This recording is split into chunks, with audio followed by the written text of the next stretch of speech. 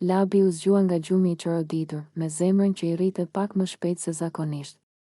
Syt i hapin ngadalë, sikur ende të ishte mes dy botëve, asaj të ëndrrës dhe realitetit. Për disa sekonda nuk kuptoi ku ndodhej, sepse ajo që kishte parë natën ishte ende e gjallë në mendjen e tij, në ëndër kishte qenë në një fushë futbolli. Stadiumi ishte i madh, dritat të forta, tribunat plot. Dhe aty, krah për krah me të, po luante vetë Ronaldo fenomeni. Jo thjesht si figurë e largët, por si shok skuadre. Pasime të shpejta, vrapime, gola, gjithçka dukej aq reale sa Labi ndjeu edhe erën e barit nën këmbë. Në një moment, Ronaldo i buzëqeshi, i dha dorën dhe i tha diçka që nuk e mbante mend saktë.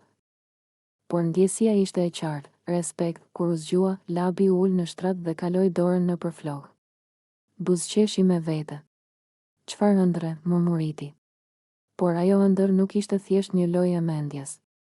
Kishte lënë gjurmë.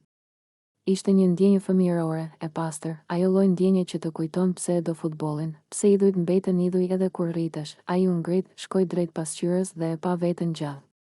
Flokët i kishte si zakonisht, por mendja i shkoi menjëherë te imazhi i Ronaldos në botërorin e famshëm, ajo prerje e çuditshme, por ikonike që u bë histori. Një stil që nuk ishte thjesht modë, por simbol, pse jo? Tha me zë të ulët. Vendimi u mor aty për aty. Jo për të dukur ndryshe, jo për shaka, por për respekt. Për një lojtar që kishte shënuar një epokë, për një ëndër që e kishte kthyer për pak orë në fëmijë. Labi mori makinën e rojës dhe, pa hezitim, nisi të qethej ashtu si Ronaldo në botëror. Kur mbaroi, u kthye sërish nga pasqyra. Pamja ishte e pazakon, pak e çuditshme, por kishte diçka të bukur në të. Një kujtim, një homazh, një histori për të treguar. Ai qeshi me veten, por në atë të qeshur kishte krenari. Ndonjëherë, mendoi Labi, ëndrat nuk janë thjesht ëndra.